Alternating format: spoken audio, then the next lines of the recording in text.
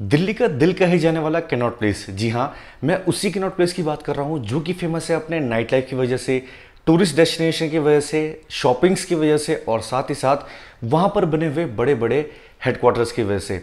और अगर मैं आज की बात करूँ तो आजकल हर जो युवा है वो अपना बचा हुआ टाइम या फिर जो भी अपना हैप्पी टाइम होता है वो सीपी जाके ही इंजॉय करता है।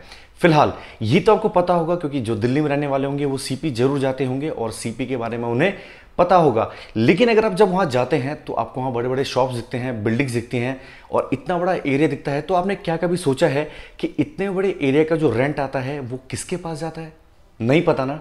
जी हाँ, मैं आपको इस वीडियो में यही बताने वाला हूँ कि इतना बड़ा जो सीपी मार्केट है उसका पूरा रेंट जो किराया है वो किसके पास जाता है और वो कौन सा ऐसा आदमी है जो कि इस किराए को अपने पास रखता है।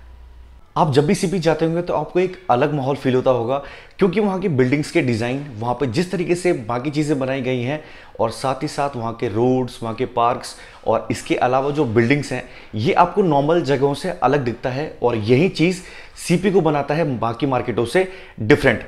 अब मैं बात करूं इनके बनाने वाले आर्किटेक्ट्स की तो वो थे ब्रिटिश शासनकाल के रॉबर्ट टो रसेल और WH निकोलस। जी हाँ, इन्होंने कैनॉट प्लेस को बनाया था। अब अगर मैं बात करूं इनके डिज़ाइंस की तो अगर आप इंग्लैंड के मौजूदा रॉयल क्रिसेंट और रोमन कोलिसियम की तरह बनाया गया है इसे, अगर आप सर्च करेंगे तो आपको ऐसा लगेगा कि एक सीपी वहाँ बनाया गया है और एक सीपी भारत में बनाया गया है।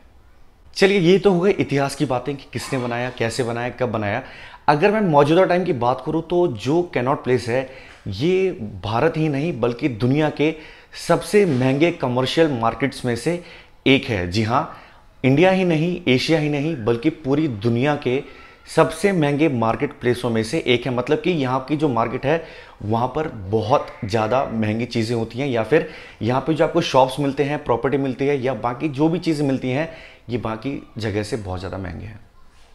अब बात करते हैं कि जब भारत से ब्रिटिश लोग गए थे, मतलब जो भी अंग्रेज थे यहाँ से गए थे, तो उसके बाद सीपी जो है वो भारत सरकार के अंडर में आया और उसके बाद भारत सरकार ने इसे लोगों को बेचना शुरू करा, लेकिन सिर्फ और सिर्फ दुकानें या फिर एक लिमिटेड एरिया। इन्होंने कोई भी अपना पूरा जो प्रॉपर्टी है वो किसी प्राइवेट चीज़ को नहीं बेचा, जिसकी वजह से उस टाइम यहाँ के किराया बहुत सस्ता था।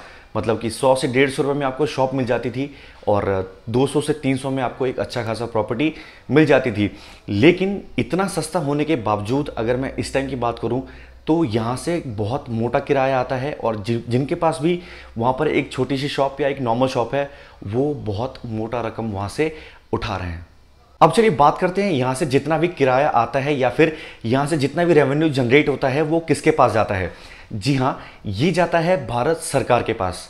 भारत सरकार के पास इसलिए जाता है क्योंकि यह एक गवर्नमेंट एरिया है और साथ ही साथ जो बिल्डिंग्स हैं वो अभी भी गवर्नमेंट के अंदर हैं, बाकी जो शॉप्स हैं वो प्राइवेट हैं। तो प्राइवेट वाले भी अपना जो चीज़ें होती हैं जैसे सफाई का या फिर बाकी चीज़ों को जो दिल्ली गवर्नमेंट करवाती है तो उनको पे करती है, तो इनडायरेक्टली दिल्ली सरकार के पास बहुत मोटा पैसा जाता है। और अगर मैं बात करूँ सीपी का टोटल जो एरिया का पैसा जाता है वो जाता है भारत सरकार के पास।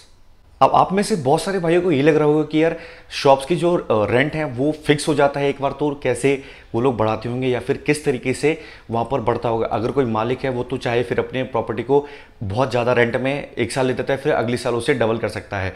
तो ऐसा बिल्कुल नहीं है क्योंकि दिल्ली किराया अधिनियम के अंतर्गत हर साल यहाँ पर सिर्फ और सिर्फ 10% किराया ही बढ़ा सकते हैं। अब चलिए बात करते हैं कि सीपी इतना फेमस है क्यों। देखिए, सीपी में बहुत सारे क्लब्स मिल जाएंगे आपको, पब्स मिल जाएंगे, शॉपिंग सेंटर्स मिल जाएंगे, साथ ही साथ आपको ब्रांड के साथ साथ नॉर्मल बाहर की चीज़ें मिल जाएंगी। जैसे कि सीपी के जस्ट साइड में है जनपद पालिका और सीपी के बाहर भी आपको बहुत सारी ऐसी शॉप्स मिलती हैं जहां पर बहुत सस्ते सामान मिल जाते हैं।